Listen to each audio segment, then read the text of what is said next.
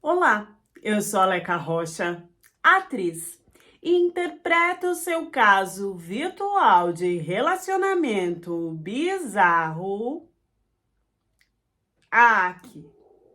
Eu sou uma mulher super conservadora, odeio feminista. Essas coisas de feminazi, pelo no subaco, Deus me livre. Tira a verdadeira raiz, presença, dedicação que toda mulher tem que ter com o seu homem e faz com que esses relacionamentos trilogame, polilogame, não sei mais o que, é árvore com papagaio, é a mãe com a avó do passarinho, essas coisas que vocês estão vendo aí que a galera acha que é liberdade, mas na verdade é a destruição da instituição do casamento, o casamento tradicional que te traz filhos, que te traz uma família, para você morrer lá, velhinha, e ter os seus filhos te apoiando.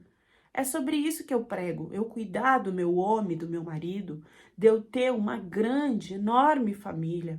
Então eu me sentia super perdida aí com todas essas ideias novas e nunca fui e nem serei a favor de um absurdo desse. Fora agora que saiu as os trans, né?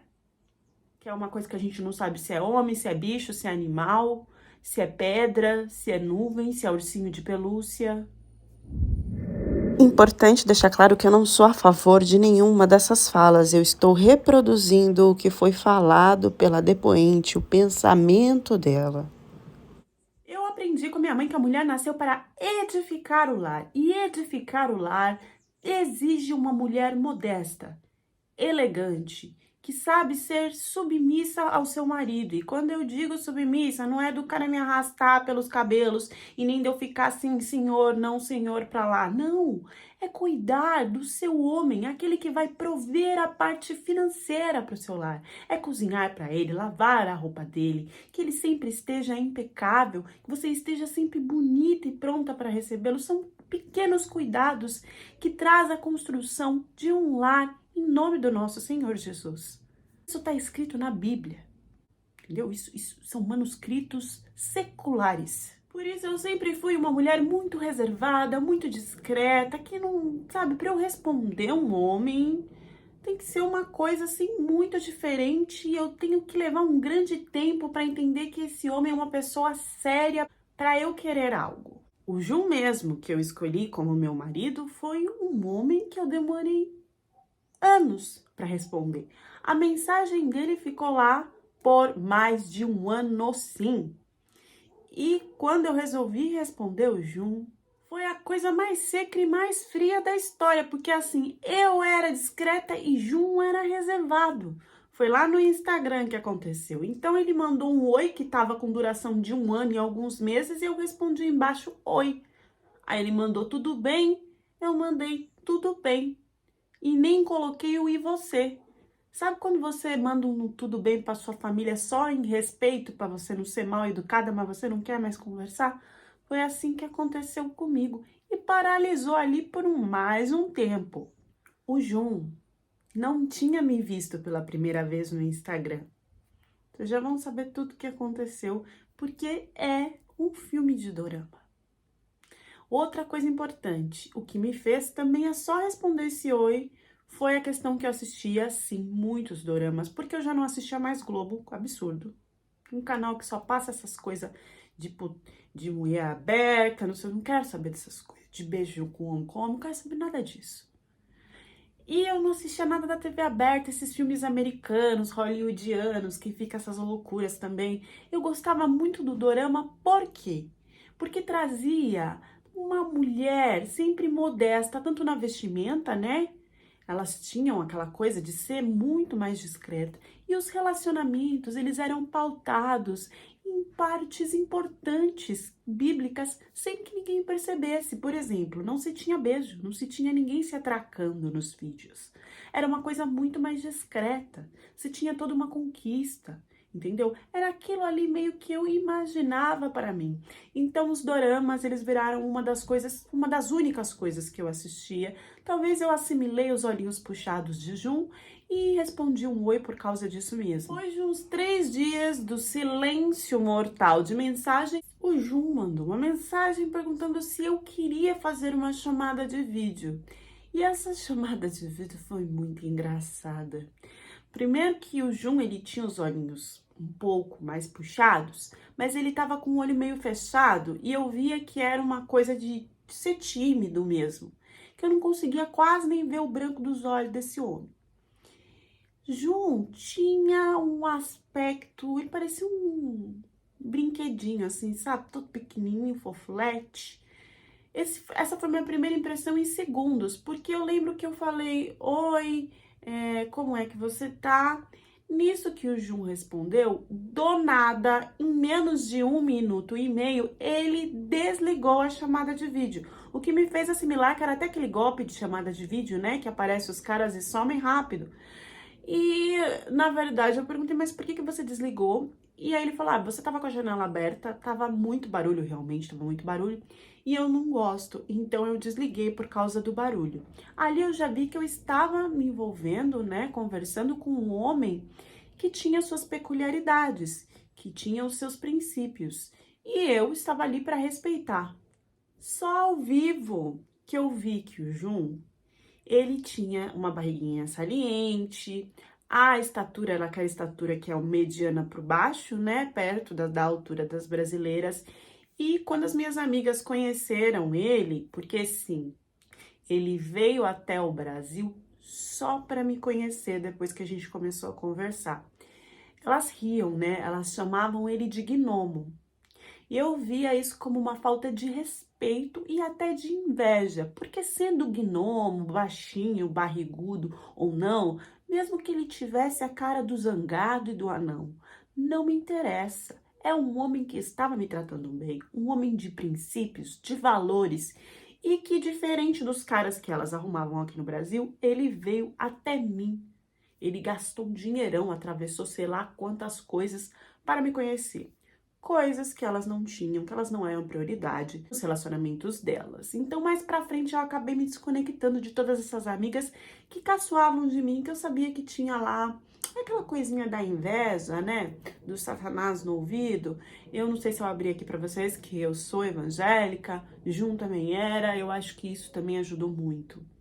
Esse vai e volta de ir pro Brasil, de eu ir pra Coreia, isso durou uns 3 meses, que foi o tempo até o Jun, uns 3 meses, não, gente, tô louca. Isso durou uns 3 anos, que foi o tempo do Jun me pedir em casamento. Só que antes do Jun me pedir em casamento, ele me confessou que a primeira vez que ele me viu não foi por fotos. E depois que ele me contou aquilo, a minha vontade de casar com ele só aumentou. Eu vou explicar por quê. Porque o Jun, ele batalhou por mim. Ele correu atrás de mim, mesmo antes de eu saber que ele existia. O Jun, por negócios da família, sempre vinha ao Brasil. Em uma dessas vindas, eu estava em uma dessas lanchonetes de comida coreana que tem por aí. E o Jun me viu. Mas ele não se aproximou de mim para tentar alguma coisa ou algum contato. Porque primeiro ele queria ter certeza de que eu era uma mulher de valor, da qual ele queria na vida dele. Então, ele me observou da seguinte forma. Ele viu que quando eu estava saindo da lanchonete, eu peguei alguns doces, algumas coisas. Isso queria dizer que eu estava levando para casa e que talvez eu morasse ali perto. O Jun, óbvio, conhecia o dono da lanchonete, porque era uma lanchonete coreana, e ele perguntou sobre mim desse dono. Esse dono deu a informação de que eu sempre estava ali visitando. Então, o Jun começou, nos mesmos horários, em dias alternados, ir até a lanchonete e, coincidentemente ou não, ele me encontrava lá. Só olhava de longe. Ele me viu tirando foto dos doces, dos lanches e começou a seguir a página da lanchonete na esperança de que eu marcasse alguma coisa, a lanchonete compartilhasse ou fosse lá nas hashtags da lanchonete e ele conseguisse achar a minha conta no Instagram. E foi assim que ele encontrou a conta do meu Instagram para um primeiro oi. Primeiro ele observou minhas fotos, viu o quanto eu poderia sim me encaixar na vaga de ser a mulher para os filhos dele e me escolheu naquele momento como mulher da vida dele. Tudo isso o Jun me contou depois e eu pensava qual homem seria tão paciente e tão dedicado. Todo esse cuidado, essa proteção e essa segurança continuou depois da primeira vez que ele veio no Brasil me conhecer, ela até aumentou, porque aí ele me ligava sempre para saber aonde eu estava, se eu já estava chegando, depois que eu chegava, se eu já tinha comido, o que eu tinha comido, com quem eu estava conversando. Teve um pouquinho de possessividade no começo, de querer que eu não conversasse e não tivesse amigos homens, de eu não sair pra balada com as meninas à noite, aliás, de não sair à noite sozinha jamais, principalmente no Brasil, um lugar que não era seguro. E eu vi uns papos de que, desde o começo, isso era um tipo de stalker, né? Aquele cara que perseguia e que era muito comum isso na Coreia e não era algo bom. Mas eu nunca vi dessa forma. Eu sempre vi isso, primeiro como um romance e depois como um homem que me protegia.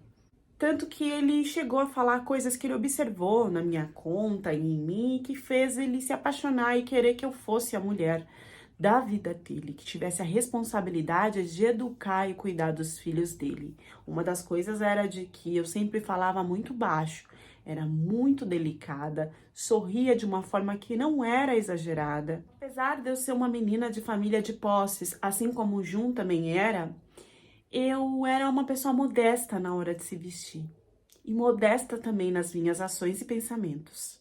Não tinha nunca que a maquiagem muito forte, nem as unhas esmaltadas, além da minha mãe e do meu pai estarem casados há mais de 30 anos sem se separar. Nos nossos encontros, antes de casar, o Jun sabia exatamente tudo aquilo que eu gostava de comer, e isso foi desde o primeiro encontro. Ele sabia sobre a bebida, sobre a alimentação, sobre o que me fazia mal, sobre o horário que eu gostava de comer, sobre o horário que eu gostava de treinar, os dias que eu preferia sair. Ele sabia tudo de mim e essa pesquisa foi feita por ele de acordo com o que ele observava de mim antes mesmo do primeiro oi. Tudo isso era uma dedicação para que eu me sentisse uma pessoa cuidada, para que eu me sentisse feliz com tudo de bom que ele estava trazendo para mim. Nesse tempo eu também conheci a família do Jun, uma família também muito discreta, com várias posses e trabalhos tanto dentro e fora da Coreia. Eles eram, sim, eles são muito influentes. E a única coisa que me deu um pezinho assim na orelha foi a questão da irmã do Jun. Na verdade, eu vi uma foto e ele falou que não tinha mais contato com a irmã, nem a família tinha muito, porque ela tinha, infelizmente, entrado para esse clã das feminazes. Parece que existe um grupo na Coreia, alguma coisa 4B, de mulheres que se revoltaram com essa questão de se casar, de matrimônio, de cuidar da família. São as feminazes.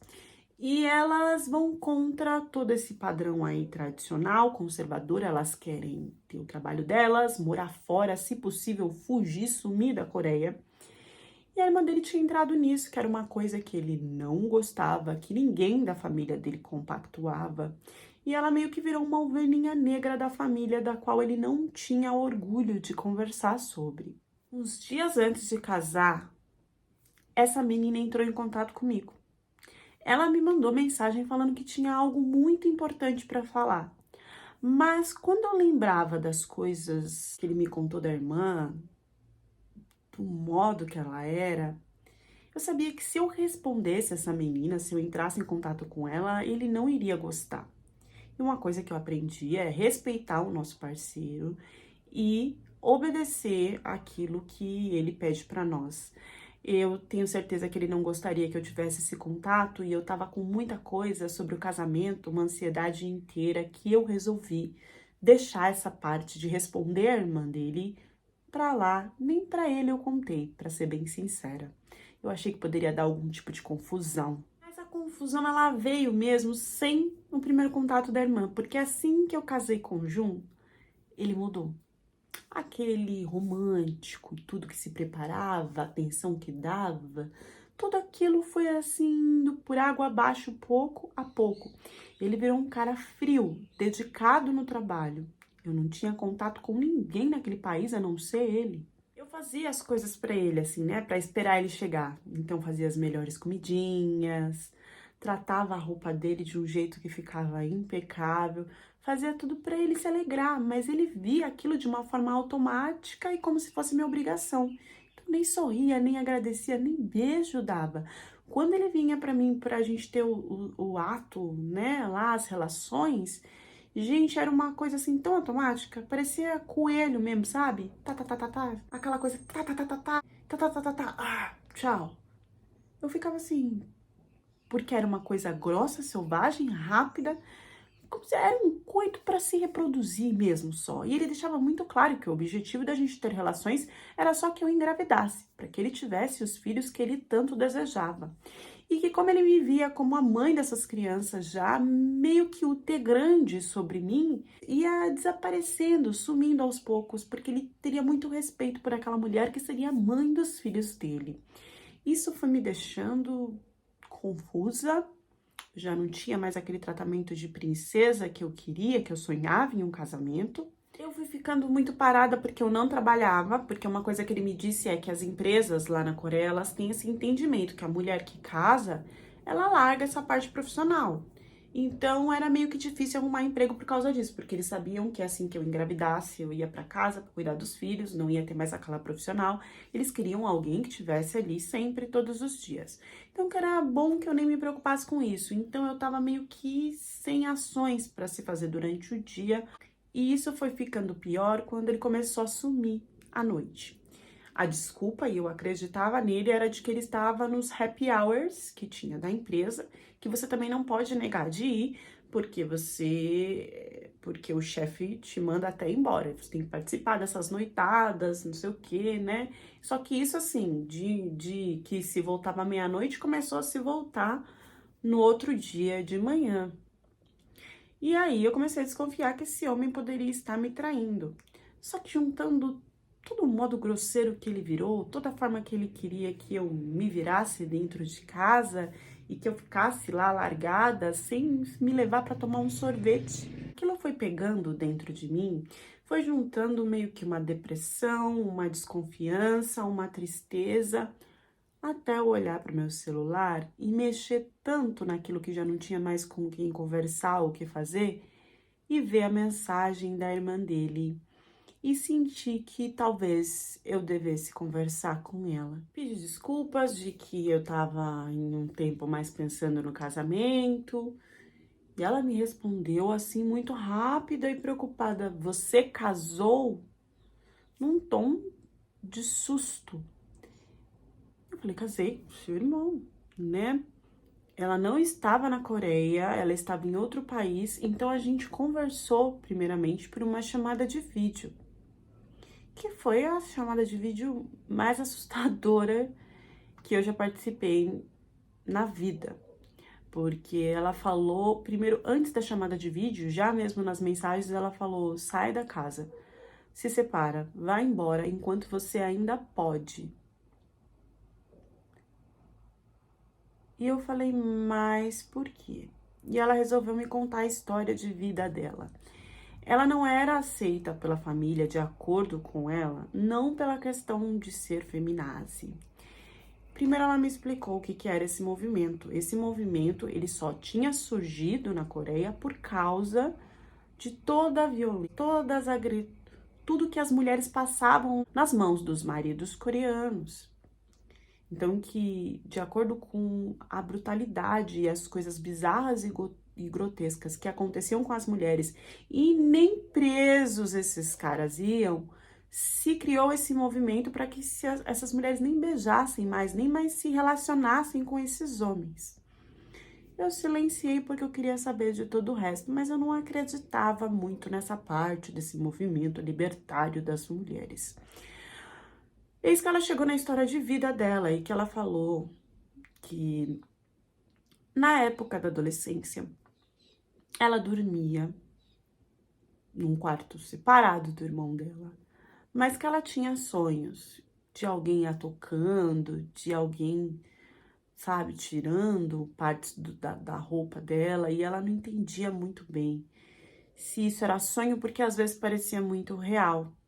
Em uma dessas noites, esses sonhos, ela acordou e deu de cara com o irmão dela, que dessa vez concluiu todo o ato com ela. Ali ela sentiu que já algumas noites esse irmão estava tocando e fazendo tudo aquilo e com câmeras, tá? Quando ela acordou que viu ele estava gravando. E percebeu que talvez ela estivesse sendo dopada por algum chá na hora de dormir, alguma coisa para que ela não percebesse. Mas que depois que aconteceu esse ato com ela acordada, isso perdurou por vários dias. E ela desesperada, porque o irmão estava gravando, foi falar com os pais. E os pais primeiro colocaram que o pijama e o modo que ela se comportava e se vestia talvez tinha ajudado que o irmão criasse esses instintos por ela. Que eles iriam tentar separar ela dessa situação, mas que eles não denunciariam o filho. Porque se eles fizessem isso, o menino ia perder o futuro de conseguir um trabalho, de consequentemente ter sua família e filhos. Que em nenhum momento eles se preocuparam de como ela estava perturbada com aquilo, de como ela ficou depressiva e queriam ainda forçar uma amizade entre a irmã e o filho, indo até em um restaurante com um tipo de comida que eles usam para quando você vai comer, significa amizade, amor, para que ali fosse tudo perdoado.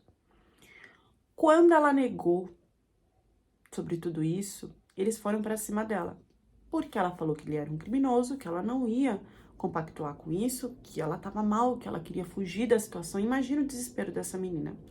E disse que eles tratavam isso de uma forma normal e que depois disso ela ainda descobriu que não era só foto dela ou vídeo que ele fazia durante o ato.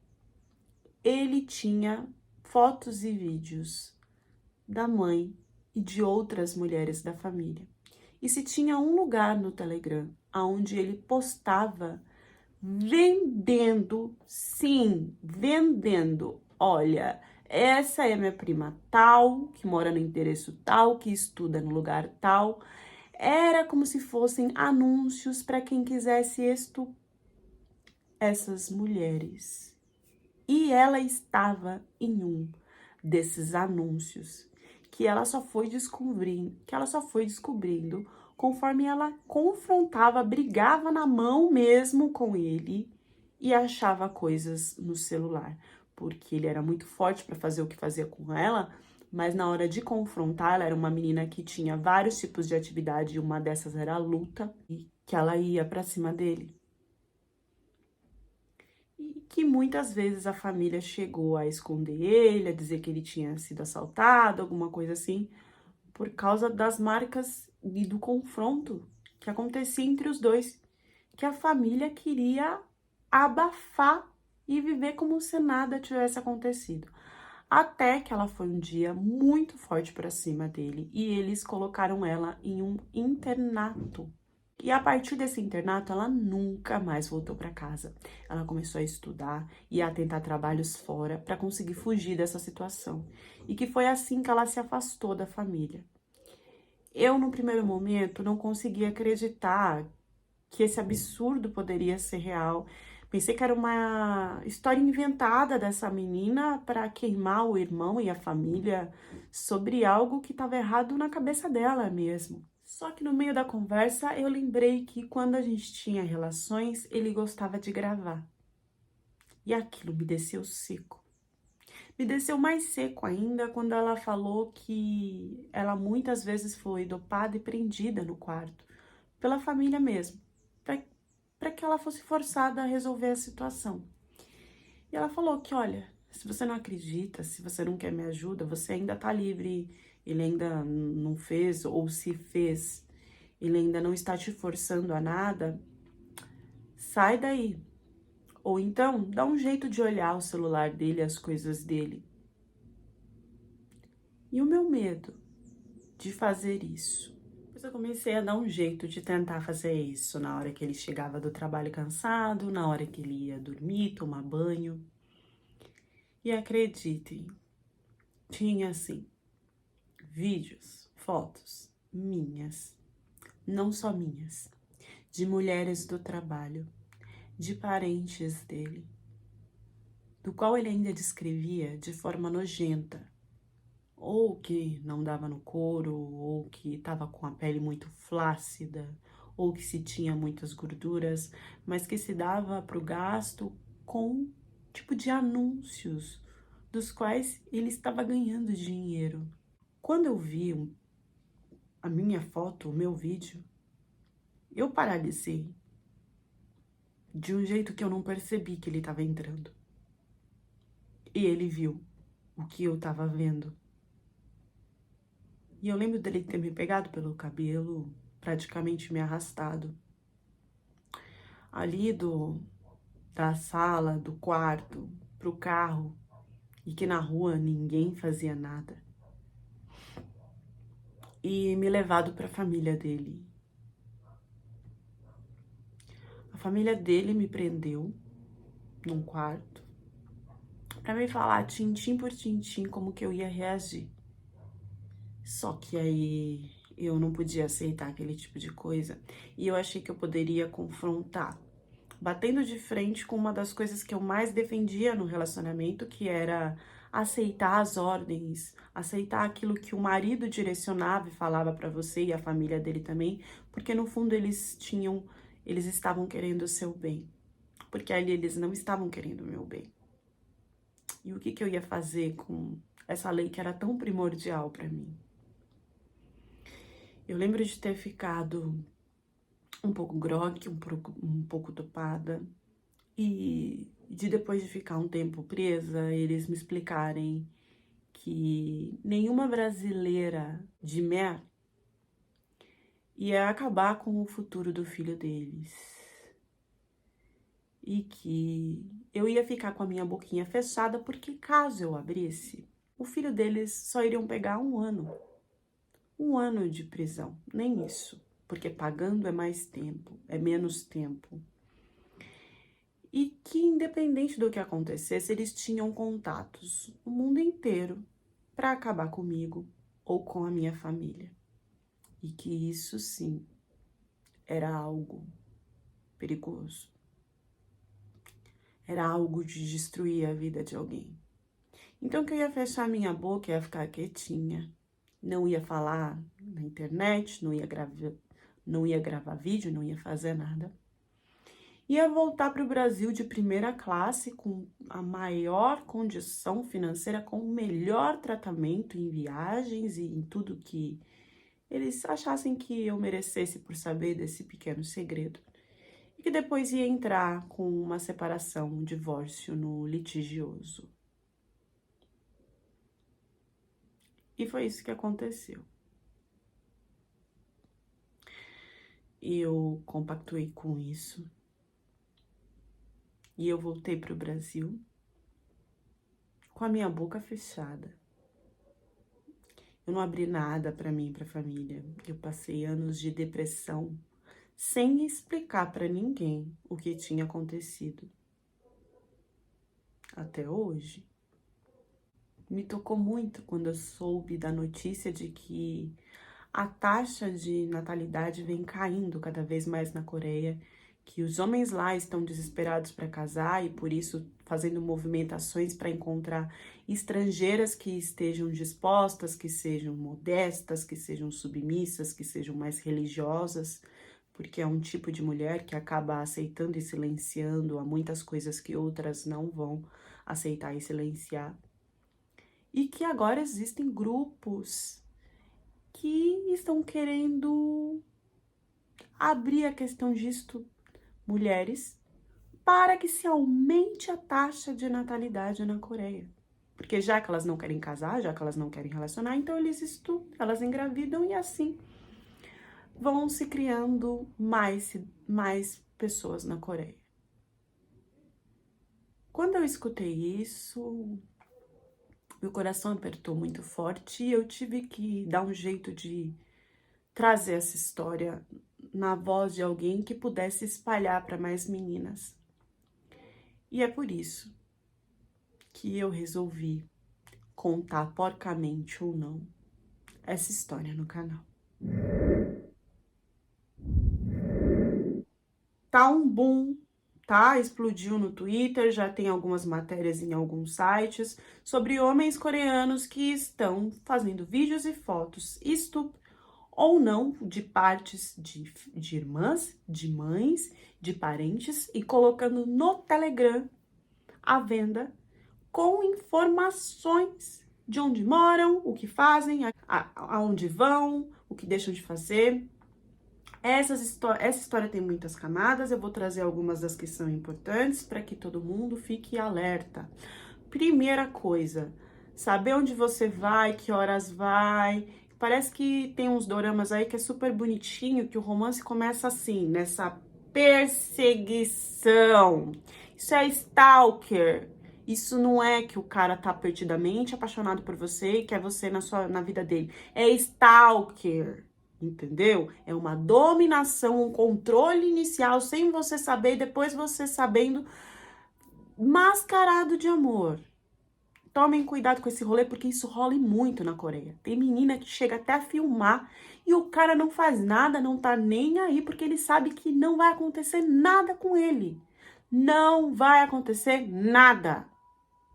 Eu não posso colocar o link aqui, eu não posso colocar no vídeo, mas o link vai estar na descrição do canal. Eu não sei até que hora vai aparecer ou não, porque o Twitter, ele está apagando esse tipo de conteúdo, porque ninguém quer que isso se espalhe, né? Coreia, ninguém quer que isso se espalhe. Mas existem meninas que elas estão postando sem foto, sem nada, mas abrindo o que está acontecendo, desabafando. Eu vou deixar alguns textos aqui, e tem um grupo de feministas que está divulgando a foto desses caras. Eu não posso colocar aqui, mas eu vou deixar o link, espero que tenha um alcance de todo mundo ver, printar. A própria família coberta, no sentido de que, vamos praticar o perdão porque esse menino não pode ser preso para ficar queimado e não ter o futuro. Tudo é o futuro do filho. Entendeu? Tem vários casos aí de meninas que o primo fez alguma coisa e eles estão preocupados com o futuro do menino. Não importa se a menina vai sofrer, se ela vai ter depressão, enfim. Eles forçam um perdão que não se tem como se dar. Não são só brasileiras, tá? São alemãs, são inglesas, são várias estrangeiras que se conectam com coreanos. E algumas estão sim passando por essa situação. Eles buscam mulheres que queiram essa coisa da família, do filho, de cuidar do lar. Porque lá na Coreia, as coreanas já sabem o sofrimento que estão passando, a violência que está acontecendo e com elas eles não são julgados e não são presos. Imaginem com as estrangeiras. Eu vou deixar as fontes de todas as informações que estão acontecendo isso. Detalhes que eu contei nessa história, sim, são detalhes de informações, tá? Do que tá estourando aí sobre essa questão dos coreanos, para que vocês fiquem em alerta. Então, assim, no meio do roteiro, eu coloquei informações para que vocês fiquem em alerta. É por isso que eu falo que eu sempre roteirizo a história. Tá com um monte de dado e informação para que vocês consigam aí abrir os olhos, não só de vocês, como das irmãs, das vizinhas, das parentes. Eu sei que tem muito homem que assiste aqui o canal e eu sou muito grata aos homens que estão interessados em se informar nisso para cuidar das suas mulheres de uma forma melhor. Eu acho que é isso. Deixem as reflexões de vocês nos comentários e até a próxima história do canal.